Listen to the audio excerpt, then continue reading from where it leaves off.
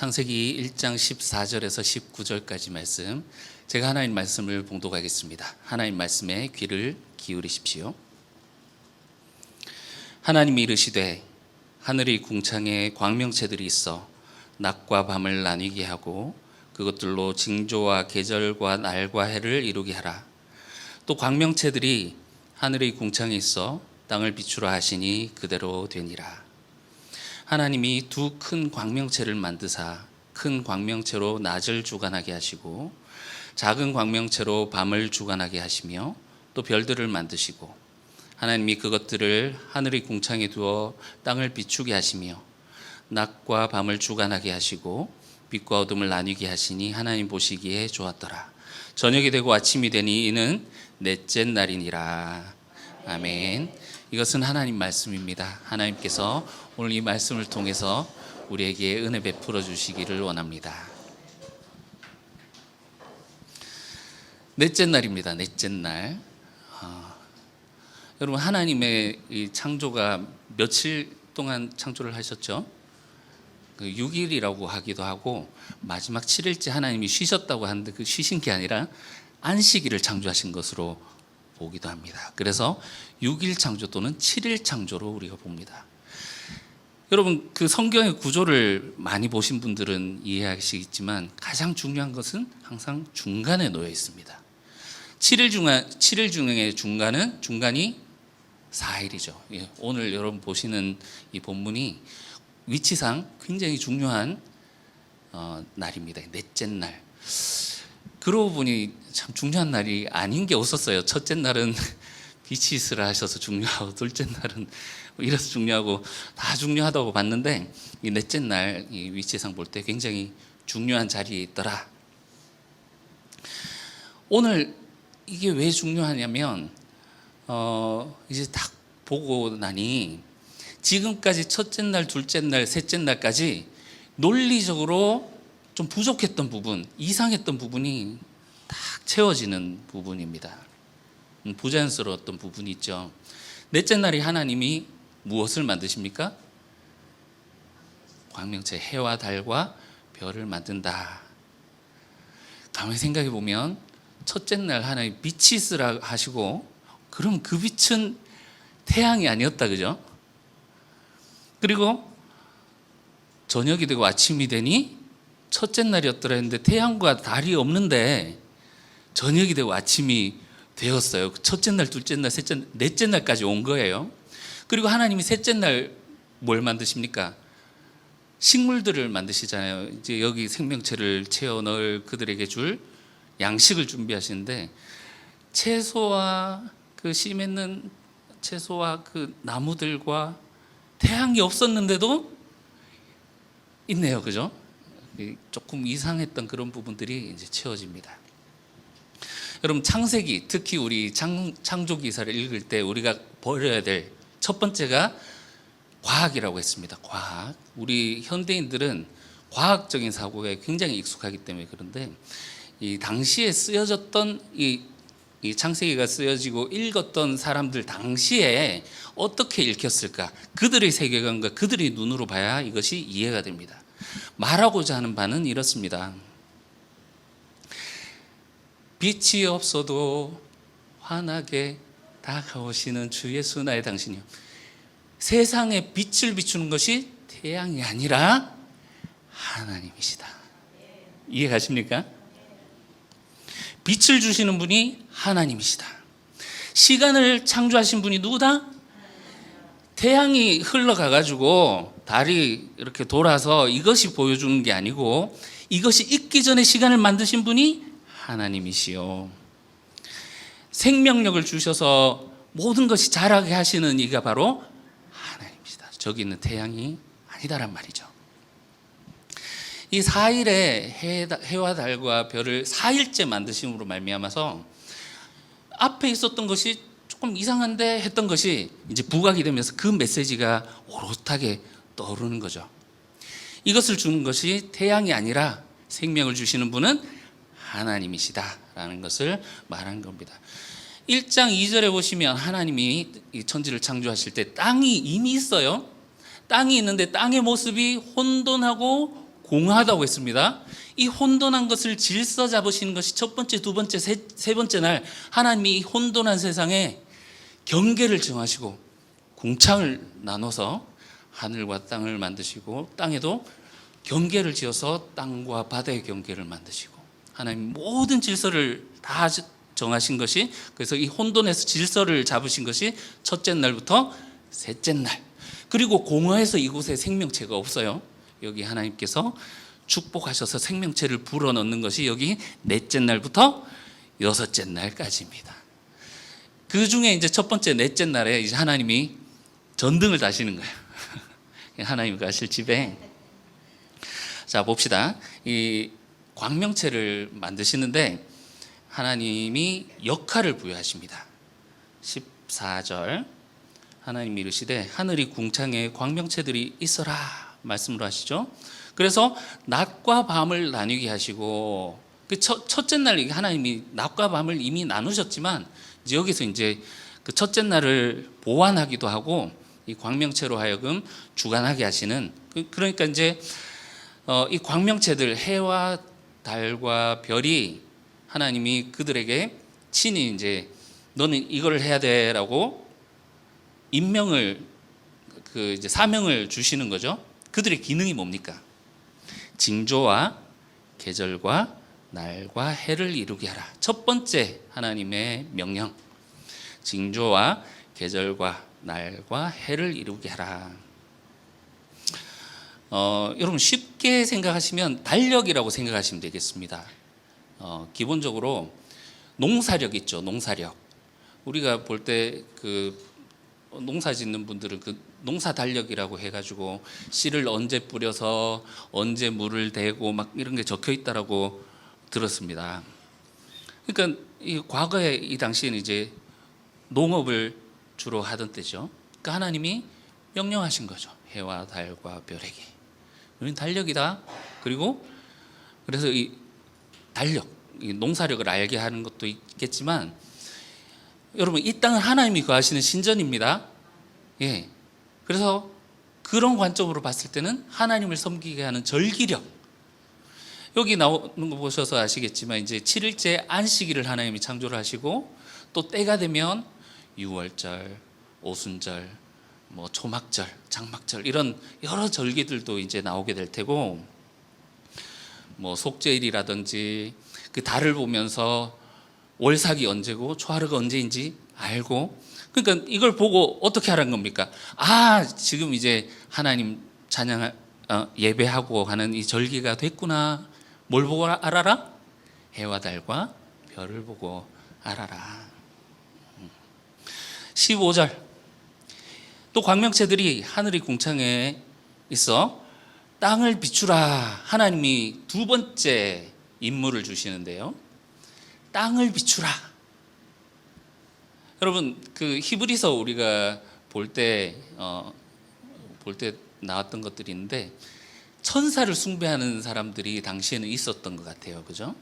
그런데 그 천사가 우리의 숭배를 받는 존재가 아니라 하나님이 후사들을 섬기라고 만드신 존재다 했던 것처럼 해, 달, 별은 하늘에서 땅을 비추는, 땅을 섬기는, 사람들과 그 가운데 사는 생명체들을 섬기라고 하나님이 명령하셨다라는 거죠. 하나님 두 가지 임무를 주셨어요. 첫 번째, 징조와 날과 해, 달력이다 너는. 두 번째, 섬겨라. 이 땅을 비추는 섬기는 일을 해라. 이 역할을 부여하셨어요. 여러분 여기까지 읽으셨는데 혹시 이상한 게 느껴지신 분 계십니까? 이거 이상하다. 네? 신천지요? 신천신지. 아, 그렇죠. 거기에 가면 이제 밤이 없고, 그 요한계시록에 가면 새로운 하늘과 땅에서는 밤이 없고 어둠이 더 이상 없고 이런 거 얘기를 하는데 혹시 그것까지 가신 건가요? 근데 대부분 그냥 가만히 계신 분들은 읽으시면서 위화감이 없이 뭐 당연한 거를 뭐 전혀 이상하지 않게 느끼신 분들이 계실 것 같아요. 그래서 이 성경이 읽기 어려운 겁니다. 다 당시 사람들이 이것을 읽고 제가 지금 이 설명을 해드린 것처럼 이 본문의 내용이 이런 겁니다 하면은 불편해하든지 아니면은 경이롭게 여기든지 했을 겁니다. 왜냐고요? 해, 달, 별이 그들에게는 대부분의 사람들이 신으로 섬기고 있던 존재들이거든요. 우리는 물건인 줄 알잖아요. 그런데 물건? 물체? 그들은 생명이 있다라고 생각을 했습니다. 그러니까 조금 더 자세하게 조금 더 정확하게 얘기를 하자면 그들이 태양을 섬겼다기보다 태양을 운행하는 태양신을 섬기고, 달을 섬겼다기보다는 달신을 섬기고 별신들을 섬겼다라는 거죠. 지난주에 우리 땅 이야기하면서 Mother Earth, 그 어머니 대지 이야기했던 것처럼 그 태양 자체가 가지고 있는 에너지가 얼마나 큽니까? 그거를 사람들이 보고 경외심을 느끼고 그 태양에서 나오는 에너지, 그 태양하면 여러분 떠오르는 이미지가 뭡니까? 생명력, 그리고 이 경외감, 밝음, 희망 이런 것들이 있지 않습니까? 그러니까 그럼 가만히 생각해 보세요. 고대에 태양신을 섬기지 않은 나라가 있었는가 생각해 보십시오. 우리가 생각한 것 이상으로 심각하게 섬겼다는 것을 알 수 있습니다. 고대 근동 지역에도 이스라엘뿐만이 아니라 주변에 이집트, 바벨론, 뭐 우가리, 요즘 미디안 뭐 다 섬겼어요. 다 이 하늘에. 여러분 심지어 우리나라에도 그런 흔적들을 여러분 알고 계시잖아요. 1월 성신 알고 계시죠? 천지신명. 천지신명이시여. 하늘에 1월 성신을 주관하는 천지신명, 이렇게 찾아보니까 이게 동일하게 사용을 됐다고도 하더라고요. 별을 보고 징조를 읽지 않습니까? 점성술. 그래서 별이 사람의 운명을 주관한다라고 생각하고 섬겼단 말이죠.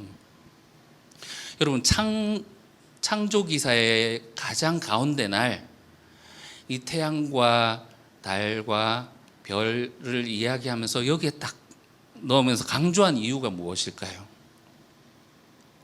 이스라엘 사람들이 그런 이방인들과 함께 어울려 지내면서 그 영향을 받았겠습니까? 안 받았겠습니까?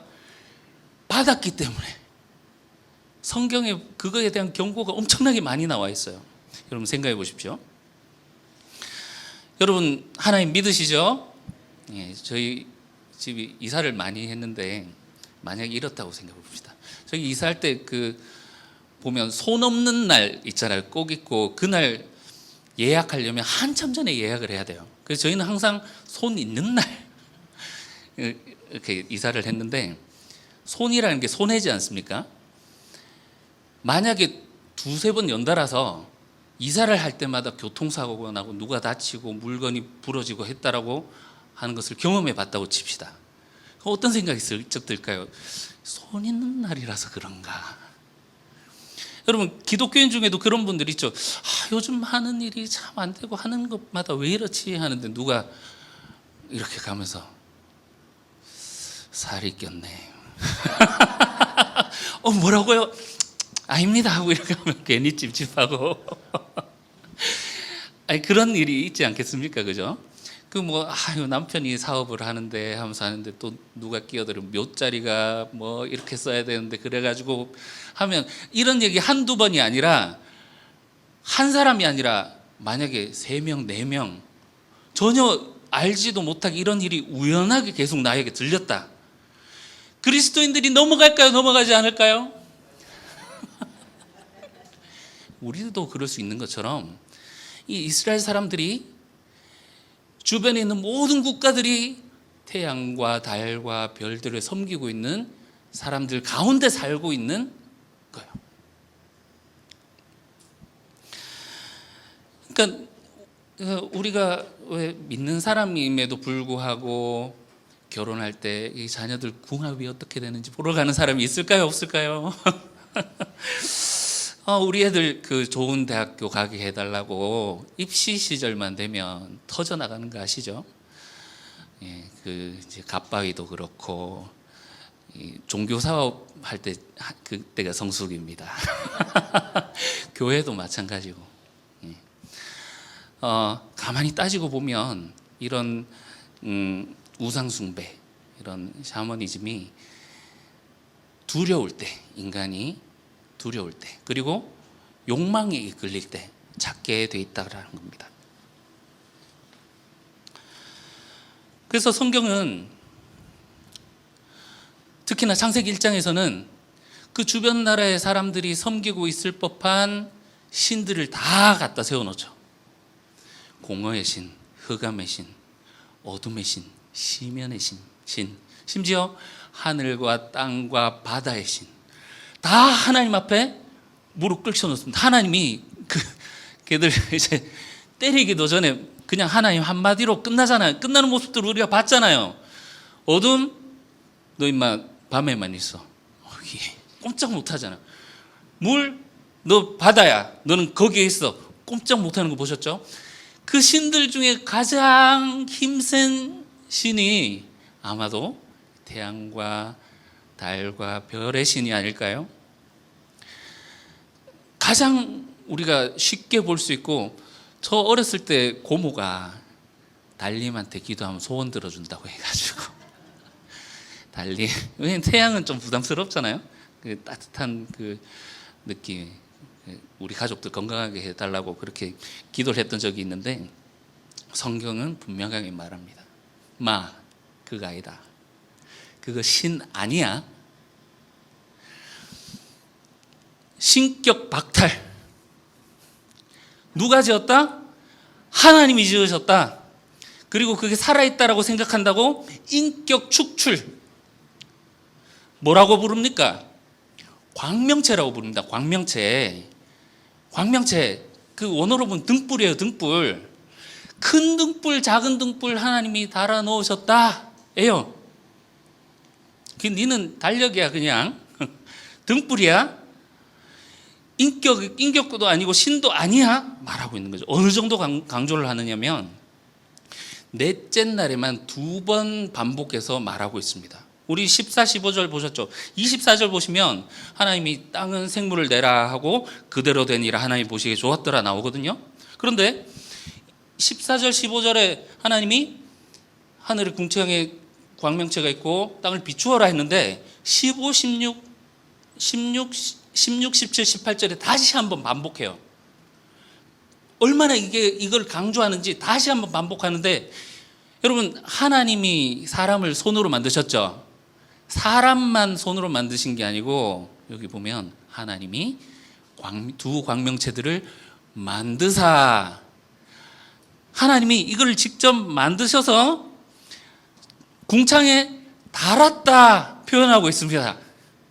여러분, 이게 그냥 얼마나 중요한지, 하나님이 있으라 하니까 있었고 하나님 보시기 좋았더라 지나가는 게 아니라, 해와 달과 별은 하나님이 만드셔서 하나님이 궁창에다 직접 걸어두신 거야 하면서 직접 그 하나님이 만드신 그 모습을 우리에게 직접 보여주고 있어요. 구체적으로 하나님이 만드셨습니다. 여러분, 그 고대에는 기록 말살형이라고 있습니다. 기록 말살형. 요즘 아직까지도 북한에 이게 남아 있어요. 여러분, 그 장성택이 숙청당했잖아요. 그 친척 중에 그 영화 배우가 계셨는데, 그분도 이제 사촌인가 뭐 가까운 친척이라 같이 숙청당할 때 같이 숙청당했대요. 근데 그분이 나왔던 영화에 주인공을 다 새로 찍어서 그 사람의 기록을 싹 지워버린 거예요. 어떤 의미인지 아시겠죠? 그런데 이 고대인들이 이 기록 말살형을 하는 이유는, 이름이 지워지면 존재가 지워진다라고 생각을 했습니다. 그러니까 우리가 생각할 때는, 여러분, 옛날에 우리나라에도 부관참시라는 거 아시죠? 사람이 죽었어요. 죄에 대한 벌을 다 받지 못하고 죽었어요. 그럼 어떻게 합니까? 부관참시. 끄집어내가지고 죽은 사람의 목을 치고 이렇게 하는 게 부관참시거든요. 그것처럼 이 사람이 비록 죽었지만 이름을 모든 기록에서 지우면 이 사람의 존재가 심지어 사후세계에서도 사라진다라고 생각했습니다. 그래서 내리는 것이 기록 말살령입니다. 여러분, 해라는 단어가 있었을까요? 없었을까요? 이 당시에. 달이라는 단어가 있었을까요? 없었을까요? 있었습니다. 그런데 해, 달 이름을 쓰지 않고 지워버린 거예요. 뭐라고 부르죠? 큰 광명체, 작은 광명체. 신으로 섬기고 싶어도 이름이 있어야 섬기죠. 신 아니야라는 것을 이렇게 강조해서 말하고 있다라는 겁니다. 여러분, 왜 이렇게 강조를 할까요? 왜 이렇게 강조를 할까요? 하나님이 우상 숭배를 그렇게 싫어하시니까요. 얼마만큼 싫어하시느냐, 우리 신명기 4장을 한번 찾아보겠습니다. 신명기 4장 19절을 보시면, 이 신명기는 하나님이 이집트에 있는 백성들을 모세를 통해서 구원하시고, 이제 약속의 땅 앞에서 모세가 그들에게 다시 하나님의 말씀을 전달한다. 다시 진짜 하나님 말씀 명자, 기록할 기자, 하나님 말씀을 다시 이야기를 해주는 거예요. 4장 19절에 보시면, 자, 15절부터 보면 호렙산 불길 중에서 다시 이제 하나님이 모세를 통해서 말씀하십니다. 19절. 내가 하늘을 향하여 눈을 들어 해와 달과 별들, 하늘 위의 모든 천체, 곧 하나님, 너희의 하나님 여호와께서 천하 만민을 위하여 배정하신 것을 보고 미혹하여 그것에 경배하며 섬기지 말라. 그 앞에 보면 18절 보면, 17절 18절 보면 땅과 하늘과 바다의 모든 공간에 있는 것들을 형상을 만들어서 섬기지 마라, 이렇게 얘기를 하시고요. 20절 보시면 하나님이 너희를 풀무불과 같은, 지옥과 같은 애굽 땅에서 너희를 구원해 왔지 않느냐. 근데 21절, 그러나 너희가 이런 것을 행하면 하나님이 진노하셔서 그 구원을 어떻게 하신다? 취소하신다. 얼만큼 하나님이 싫어하신다고요? 하나님이 그 지옥에서 건져낸 자기의 백성들, 자기 자녀라고 할지라도 우상 숭배를 할 때 하나님이 그들을 구원을 취소하실 정도로 진노하신다라는 겁니다. 23절 보세요. 너희는 스스로 삼가 너희 하나님 여호와께서 너희와 세우신 언약을 잊지 말고 내 하나님 여호와께서 금하신 어떤 형상의 우상도 조각하지 말라. 내 하나님 여호와는 소멸하는 불이시요 어떤 하나님? 질투하신 하나님.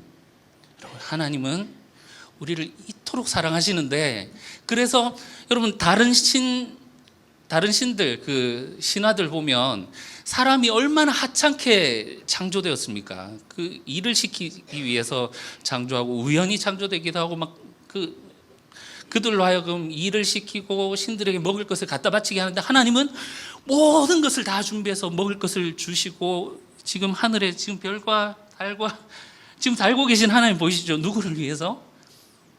마지막 이 땅에 특별하게 지을 인간을 위해서요. 그런데 그 인간들이 하나님을 바라봐야 되는데 중간에 하나님이 달아놓은 해와 달과 별을 보면서 그거를 향해서 절하고 있는 모습을 하나님 볼 수 있다 없다? 하나님, 이거는 내 눈에 흙이 들어와서 하나님한테 어울리는 표현인지 모르겠습니다만 나는 이거 못 본다.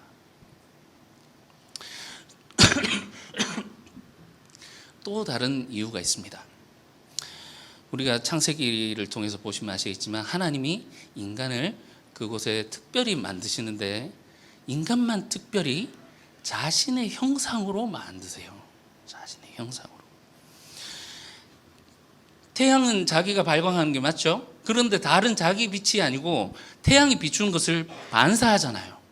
그것처럼 자기 형상이다라는 것은 하나님, 우리를 볼 때 우리에게서 형제의 모습 속에 보이는 하나님 형상 아름다워라. 우리를 볼 때 하나님의 모습이 우리를 통해서 드러나야 된다는 거죠.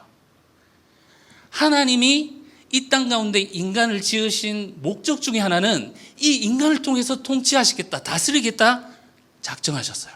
그래서 우리와 하나님과의 관계가 아주 아름답고 좋으면 우리를 통해서 하나님이 보이게 될 것입니다. 만약에 우리 삶에 하나님이 안 보인다 하면 여러분 우리 신앙 한번 돌아봐야 됩니다. 인간이 고장나면 어떻게 될까요? 여러분, 하나님은 인간을 만드실 때 인간이 가장 인간의 중심에 섬기고 있는 것이 그의 삶 속에, 인격 속에 드러나도록 만드셨어요. 하나님과의 관계가 고장이 나면 인간은 자기가 섬기는 존재, 자기가 숭배하는 존재가 드러나게 되어 있습니다. 권력을 숭배하는 사람 어떻습니까? 높은 곳에 올라가기 위해서 아이고 비굴하든지 낮은 사람 보고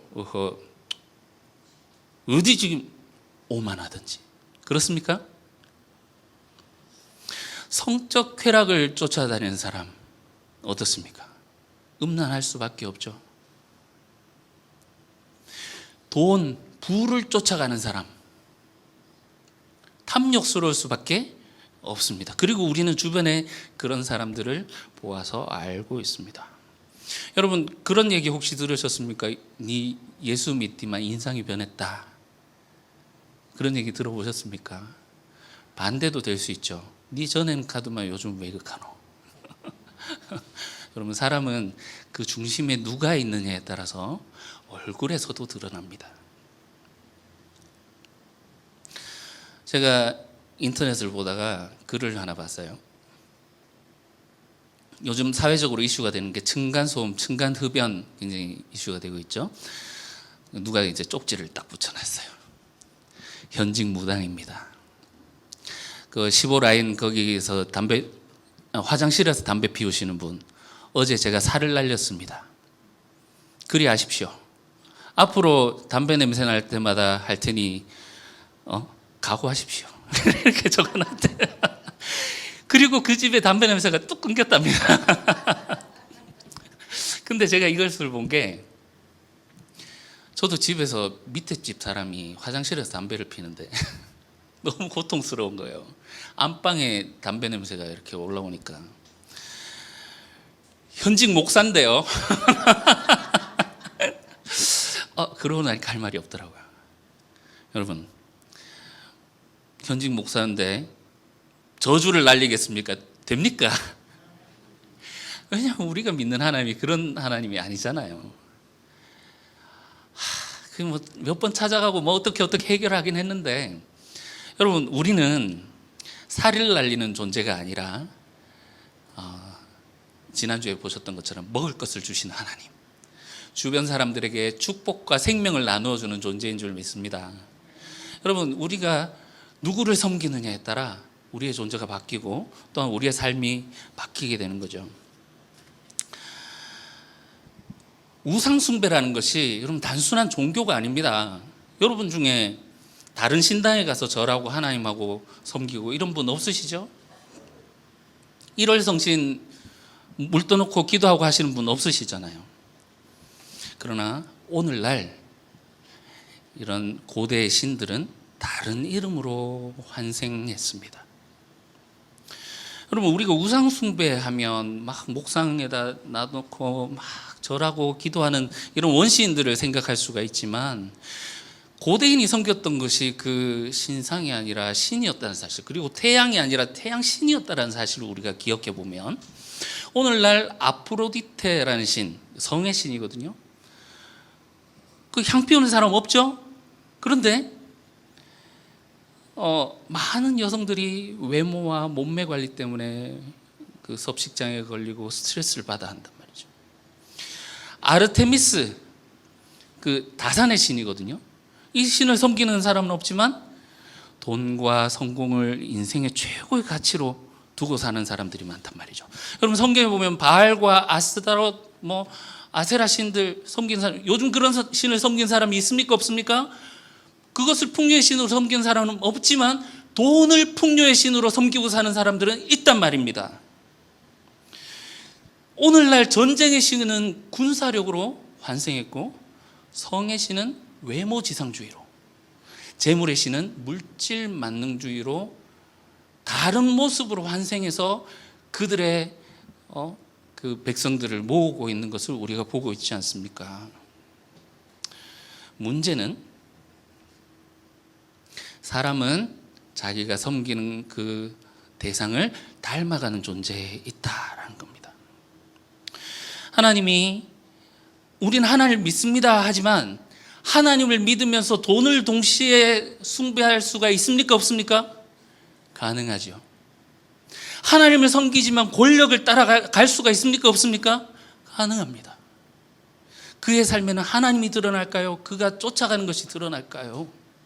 여러분, 성경에 특히나 이스라엘 10왕들 중에 이 일월성신, 그 해와 달과 별을 섬겼기 때문에 지적당했던 왕이 있는데요, 므낫세라는 왕이 있습니다. 하나님의 성전 마당에다가 일월성신 제단을 갖다 놓고 백성들을 섬기게 했어요. 그런데 그의 아들 손자 요시야 왕 때 그 모든 것들을 다 이제 개혁을 하게 이릅니다. 이것을 지적하고 고발했던 선지자가 스바냐입니다. 여러분, 스바냐 들어보셨습니까? 스바냐서 한번 펴보시겠습니다. 여러분, 우리 평생에 스바냐서 한번 이렇게 펴볼 일이 잘 없잖아요.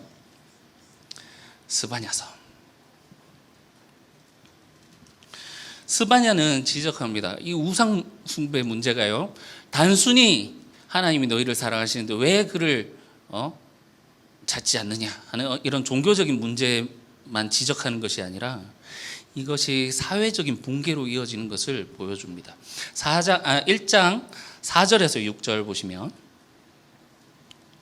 내가 2절부터 보세요. 하나님 첫 스바냐를 통해서 내뱉으시는 첫 마디가 이겁니다. 여호와께서 이르시되 내가 땅 위에서 모든 것을 진멸하겠다. 사람과 짐승, 공중의 새와 바다의 고기와 하나님 창조하셨던 하늘과 땅과 바다의 모든 것을 진멸하겠다. 4절 보세요. 내가 유다와 예루살렘의 모든 주민들에게 손을 펴서 남아있는 바알을 그곳에서 멸절하여, 그 마림, 제사장입니다. 그 마림이란 이름과 및 그 제사장들을 아울러 멸절하며, 또 지붕에서 하늘의 무별들에게 경배하는 자들과 경배하며 여호와께 맹세하면서 말감을 가리켜 맹세하는 자들과 여호와를 배반하고 따르지 아니하는 자들과 여호와를 찾지도 아니하고 구하지도 아니하는 자들을 멸절하겠다. 여기에 이제 우상숭배 문제로 시작을 하죠. 그런데 이 우상숭배가 어떻게 되느냐, 9절로 가보실게요. 1장 9절. 그날에 문턱을 뛰어넘어서 무엇과 무엇을 포악과 폭력과 거짓을 자기 주인의 집에 채운 자들을 내가 벌하리라. 처음에는 이게 우상숭배로 시작했는데 이게 나중에는 공동체를 좀먹고 사회적인 문제로 폭력을 행하고 그 거짓이 가득 찬 공동체가 되어지는, 사회로 되어지는 그 문제까지 나가게 되는 것을 말하고 있는 것입니다. 왜냐하면 사람은 자기가 섬기는 것을 드러내는 존재이기 때문에 그렇죠. 10절 보시면, 그 폭력과 거짓이 난무하는 세상에서 그러한 세상에 희생당하는 약자들의 부르짖음과 울음이 그치지 않을 것이다 라는 것을 보여주죠. 여러분, 우리가 하나님을 섬기면서 다른 신들, 신이란 이름을 벗어버린 채로 오늘날 환생한 다른 신들을 섬길 수 있습니다. 예수님이 예루살렘에 들어가셔서 예루살렘을 보시면서 예루살렘아 예루살렘아 하면서 우셨던 거 기억나시죠? 3장 보시면 그때 예수님이 하신 그 말씀과 다르지 않습니다. 전혀 다르지 않습니다. 3장 1절 같이 읽어보겠습니다. 시작. 패역하고 더러운 곳 포악한 그 성읍이 화 있을진저. 여러분, 이 성읍이 어디 성읍입니까? 예루살렘 성읍입니다. 하나님이 구원하셔서 모아놓은 하나님의 백성, 하나님의 백성이고 그 하나님을 섬기는 성전이 있는 곳입니다. 이곳을 하나님 뭐라고 부르신다고요? 패역하고 더러운 곳, 포악이 가득한 곳.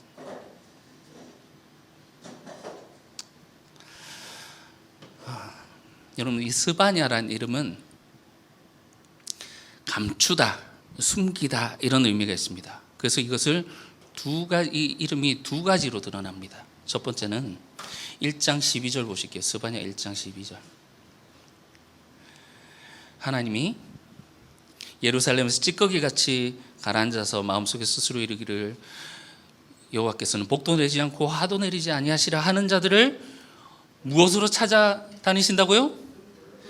숨긴 것이 없이 등불로 샅샅이 찾아다니면서 그들의 죄를 보응하시는 하나님. 하나님 앞에서는 숨길 것이 없습니다. 여러분, 이 등불이 오늘 그 해와 달이 등불로 하나님이 달아놓으셨다고 하셨잖아요. 이 해와 달이 안 비추는 곳이 없이 곳곳이 비추는 것처럼 하나님 앞에서는 숨길 것이 없습니다. 두 번째는 그럼에도 불구하고 하나님의 뜻을 결심하고 그 길을 가는 자를 여호와의 두려운 날, 하나님의 심판의 날에 그를 숨겨주실 것이다. 2장 3절 봅시다. 여호와의 규례를 지키는 세상의 모든 겸손한 자들아, 너희는 여호와를 찾으며 공의와 겸손을 구하라. 너희가 혹시 여호와의 분노의 날에 숨김을 얻을까 하노라. 여러분, 우리가 오늘 이 창세기 말씀을 보고 있지만 사실 이것을 즉각적으로 우리가 적용하기는 쉽지 않습니다. 왜냐하면 우리 중에는 해와 달과 별을 섬기지 않기 때문이죠. 그러나 조금 더 생각해 보면 이 우상 숭배라는 것이 다른 이 신을 섬긴다라는 것이 다른 이름으로 얼마나 우리 앞에, 우리 그리스도인들 앞에도 지뢰처럼 놓여져 있는지 우리에게 보여주시는 그런 말씀이지 않습니까? 이 말씀이 창조기사 7의 날에 가장 가운데 있어서 강조를 하는 것처럼, 여러분, 우리가 하나님을 섬깁니다, 하나님을 믿습니다 하지만 그 우리의 믿음이 그냥 하나님 믿습니다 하면 끝이 나는 것이 아니라 어디에 서 있는지 우리가 온전히 잘 보고 있어야 하나님이 인정하시는 그런 믿음 위에 서 있는 것이지 않겠습니까? 여러분, 결론을 맺겠습니다. 우상 숭배라는 것은 사실 쉬운 문제가 아닙니다.